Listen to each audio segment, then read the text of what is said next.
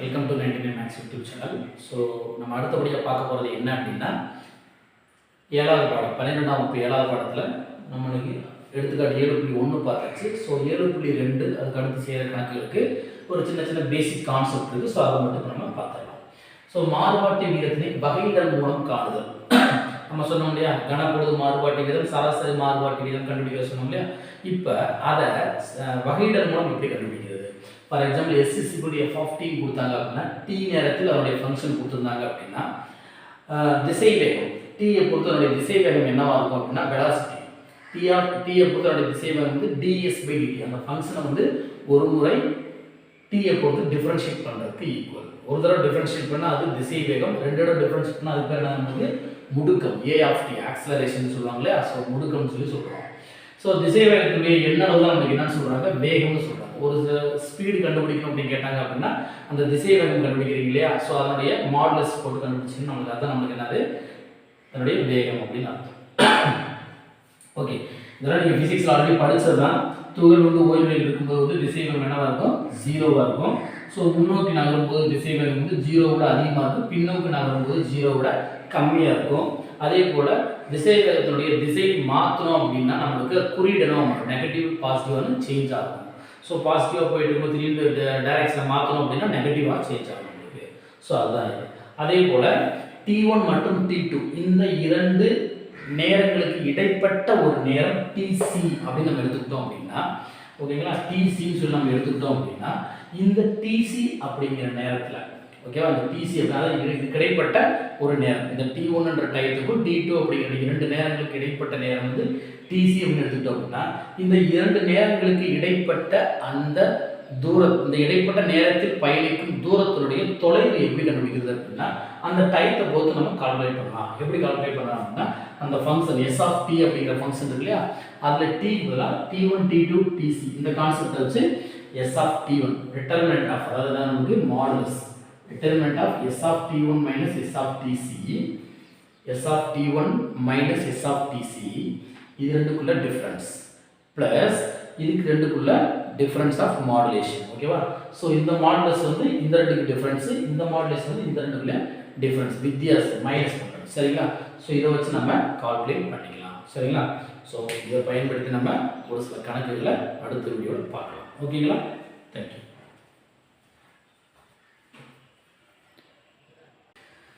Welcome back 99 Max YouTube channel. நான் உங்கள் சுரேஷ். இன்றைக்கி நம்ம அடுத்தபடியாக பார்க்க போகிறது என்ன அப்படின்னா எடுத்துக்காட்டு 7.2 பார்க்க போகிறோம். ஸோ இதுக்கு முன்னாடி ஒரு இன்ட்ரடக்ஷன் வீடியோவில் சொல்லியிருந்தேன் என்னுடைய மாறுபாட்டு வீதம் எப்படி வச்சு எப்படி கண்டுபிடிக்கணும்னு சொல்லி நான் ஆரம்பத்தில் சொன்னது தான்.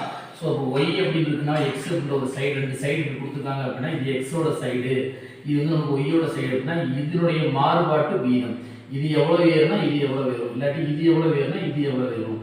அதாவது ஒய்யில் ஏற்படுகின்ற மாறுபாட்டு வீதம் எக்ஸை பொறுத்து. ஸோ அப்படிங்கிற நம்ம ஆரம்பத்திலே படிச்சிருந்தோம். ஸோ ஆனால் ஜென்ரலாக அதெல்லாம் சொல்ல வேண்டிய அவசியம் இல்லை. ஸோ சமூகத்தில் போகிறோம். என்ன கொடுத்துருக்காங்க அப்படின்னா இரு முனைகளிலும் காப்பிடப்பட்ட 10 மீட்டர் நீளமுள்ள ஒரு கம்பி. ஸோ ஒரு கம்பி இருக்கு. சரிங்களா, ஸோ இந்த நமக்கு ஒரு காப்பீடு வச்சுருக்காங்க. ஸோ காப்பிடப்பட்ட ஒரு 10 மீட்டர் நீளமுள்ள கம்பி. ஸோ அந்த லென்த் நமக்கு 10 மீட்டர். அவங்க என்ன சொல்லிருக்காங்கன்னா வெப்பநிலை செல்சியஸில் கொடுத்துருக்காங்க. என்ன கொடுத்துருக்காங்க, T equal to x into 10 - x சொல்லி ஒரு ஃபங்க்ஷன் கொடுத்துருக்காங்க. அவங்க அடுத்து என்ன கேட்டிருக்காங்கன்னா கம்பியின் மைய புள்ளியில் கனப்பொழுதில், நான் என்னோட ஒரு சில வீடியோஸ் போட்டிருக்கோம் இல்லையா, அதில் போட்ட அதே கான்செப்ட் தான். மைய புள்ளினா கனப்பொழுதில், அப்போ மைய புள்ளியில், அப்போ கம்பியின் மைய புள்ளிகள் என்ன பார்க்கணும் நம்மளுக்கு 5. 10 மீட்டர் நீளமுள்ள கம்பினா மையப்புள்ளி என்ன வரும் நம்மளுக்கு 5 தான் இருக்கும், அவ்வளவுதான். ஸோ கம்பியின் மையப்புள்ளி அப்ப கனப்பொழுதில் 5 என்கின்ற இடத்தில் அதனுடைய வெப்பநிலை மாறுபாட்டு வீதம் இதனுடைய டிஃபரன்சியேஷன் மாறுபாட்டு வீதம் என்னன்னு சொல்லியிருக்காங்க 0 அப்படின்னு சொல்லி ப்ரூவ் பண்ண சொல்லியிருக்காங்க. கண்டுபிடிச்சலாமா? ரைட். ஸோ இதனுடைய வெப்பநிலை மாறுபாட்டு வீதம் அப்படிங்கும்போது வெப்பநிலை மாறுபாட்டு வீதம் பை எக்ஸை பொறுத்து dx என்ன வரும்? ஸோ ஃபர்ஸ்ட் இது வந்து நீங்கள் சிம்பிளி அப்படின்னு வச்சுக்கோங்க, யூ மெத்தட்லாம் போட வேண்டாம். ஸோ டி ஈக்குவல் டு இவ்வளோ எப்படின்னா 10x இங்கே வரணும்னா -x², அவ்வளோதான். ஸோ அப்போ இப்போ dt பை dx என்ன வரும் நம்மளுக்கு 10 - 2x ன்னு சொல்லி நமக்கு டிஃபரன்ஷியேட் பண்ண வரும். ஓகேவா? ரைட்.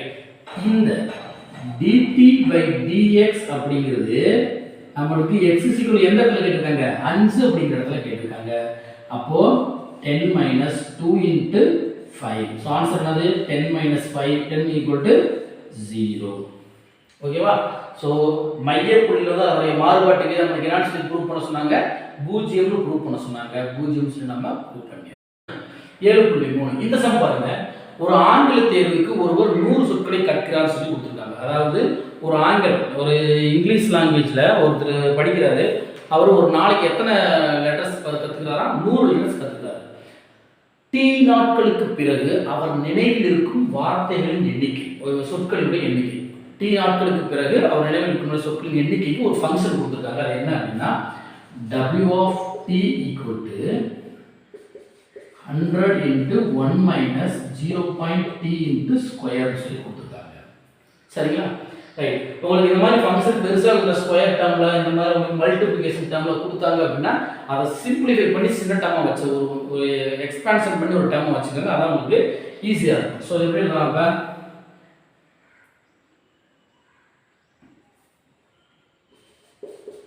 t equal to இதை ஸ்கொயர் பண்ண நம்ம கிடைக்கும் 100 into இதை ஸ்கொயர் பண்ணோம்னா a square 1 square 1 plus b square 0.1t 0.1 into t whole square minus 2 into 1 into 0.1t. ஓகேவா? ஸோ என்ன கிடைக்கும்? 100 into இங்கே 1 இதை ஸ்கொயர் பண்ணால் 0.01t ஸ்கொயர், இதை மல்டிபிள் பண்ணால் 0.2t சொல்லி கிடைக்கும். சரிங்களா? ஸோ இதை 100 ஆல் மல்டிபிள் பண்ண உங்களுக்கு என்ன கிடைக்கும்? 100 இங்கே 100 போட்டோம்னா பாயிண்ட் ஒன்று இங்கே வந்துடும். அப்போ t ஸ்கொயர் மட்டும் கிடைக்கும். இங்கே 100 மல்டிபிள் பண்ணால் -20t சொல்லி கிடைக்கும். ஸோ இதுதான் நம்மளுக்கு W of t. ஸோ இந்த மாதிரி ஒரு சின்ன ஃபார்மேஷன் நீங்கள் மாற்றி வச்சுக்கோங்க.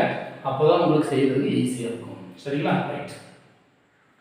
ரைட். அடுத்தபடியாக இல்லை சார் எனக்கு இதை விட இன்னும் பெட்டராக இருக்குது அப்படின்னா இப்படி கூட போட்டுக்கலாம். எப்படி நீங்கள் அப்படியே கூட வச்சுருந்தீங்க எப்பயும் கூட கணக்கு செஞ்சுக்கலாம். அது உங்களுக்கு ஈஸியாக இருந்தால் அதுவும் போட்டுக்கோங்க, இது உங்களுக்கு ஈஸியாக இருந்தால் இதையும் போட்டுக்கோங்க.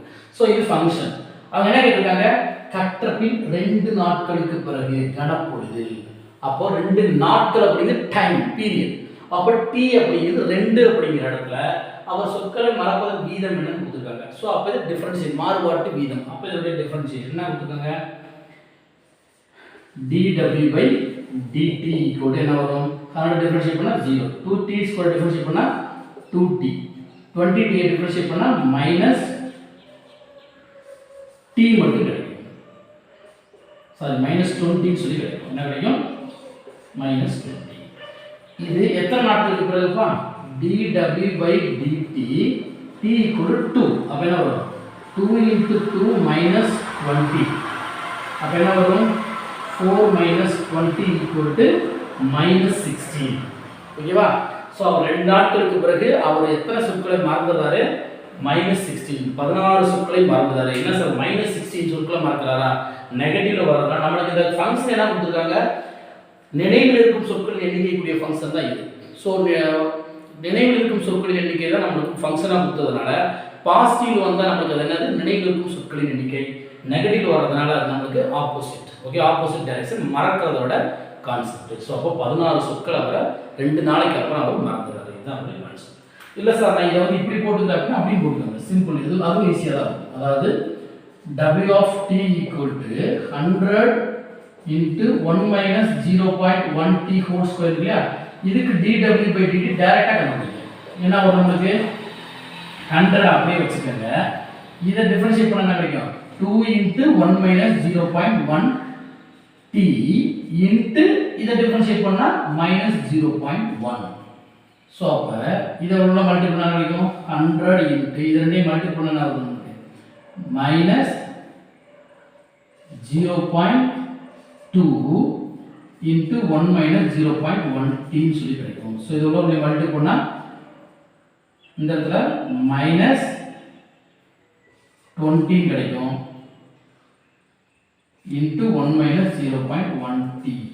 அவ்வளோதான். ஸோ இங்கே போட்டால் மைனஸ் 20 இங்கே போட்டால் ப்ளஸ் 2t. ஸோ இதுதான் நமக்கு இங்கே போட்டுருக்குது டிஃபரன்ஷியேட். ஓகேவா? ஸோ இப்படி கண்டுபிடிச்சிக்கலாம், இப்படி கண்டுபிடிச்சிக்கலாம். ஸோ அப்போ dw by dt equal to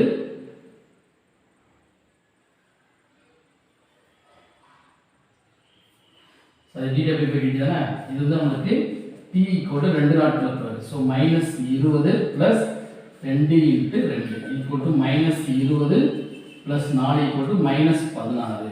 so 2 நாளைக்கு அப்புறம் என்ன சொல்கிறாரு, 2 நாளைக்கு அப்புறம் அவர் 16 சொற்களை மறக்கிறாரு. இதுதான் வந்து ஆன்சர். ஓகேவா? தேங்க்யூ.